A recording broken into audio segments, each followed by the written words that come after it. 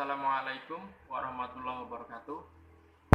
Pada kesempatan kali ini saya ingin sedikit memaparkan materi yang berkaitan dengan kode etik advokat. Yang pertama kita harus tahu dulu sebenarnya apa yang disebut dengan advokat. Advokat sendiri dalam Undang-Undang Nomor 18 Tahun 2003 sudah dijelaskan bahwa advokat itu adalah sebuah profesi yang memberi jasa hukum, baik itu di dalam pengadilan maupun di luar pengadilan.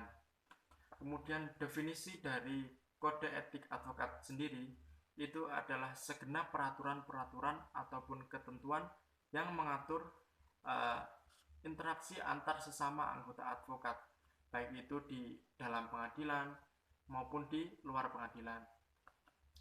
Kode etik advokat sendiri tentunya memiliki fungsi dan peran. Fungsi dari kode etik advokat sendiri adalah sebagai kontrol untuk membatasi kebebasan profesi dari advokat itu sendiri, untuk melindungi kepentingan hukum dan kepentingan masyarakat pada umumnya. Sedangkan jika peran dari kode etik advokat sendiri itu ada 4. Yang pertama, untuk melindungi anggota dari perilaku-perilaku yang tidak jujur. Kemudian yang kedua adalah menjaga hubungan antar sesama anggota advokat. Yang ketiga, untuk meningkatkan kualitas profesi dalam melaksanakan prakteknya. Kemudian yang keempat adalah menjalin hubungan dengan sesama advokat yang berkaitan dengan pelayanan yang memang dibutuhkan oleh masyarakat pada umumnya. Secara umum, kode etik advokat itu sendiri mengatur beberapa hal. Yang pertama tentang berkaitan tentang sikap, tingkah laku, ataupun kepribadian seorang penasihat hukum. Kemudian yang kedua adalah mengatur tentang kaitannya dengan penasihat hukum dengan klien.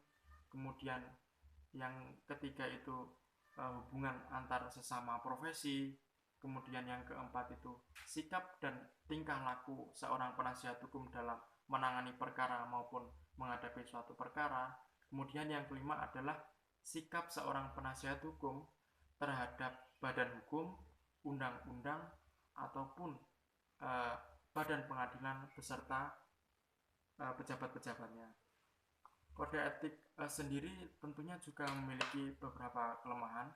Yang pertama itu idealisme yang dibangun dalam kode etik ini terkadang tidak sejalan dengan fakta yang ada. Akibatnya pada kenyataannya itu pada kenyataannya tidak sesuai dengan yang diharapkan. Kemudian yang kedua adalah pemberlakuan dari kode etik advokat itu sendiri terkadang tidak disertai dengan sanksi tegas, karena pemberlakuannya semata-mata hanya berdasarkan kesadaran saja. Yang ketiga adalah budaya advokat di Indonesia ini adalah seringkali dianggap sebagai budaya solidaritas korporasi, yaitu semangat untuk membela kelompoknya atau korporasinya saja. Dalam melaksanakan tugasnya, tentunya seorang advokat itu harus berpegang kepada undang-undang dan kode etik advokat itu tadi.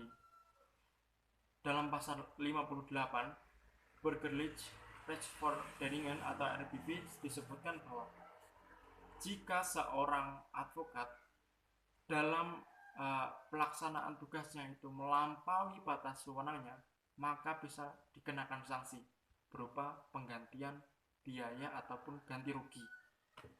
Ya, itu sedikit materi yang bisa saya sampaikan. Kurang lebihnya saya mohon maaf. Wassalamualaikum warahmatullahi wabarakatuh.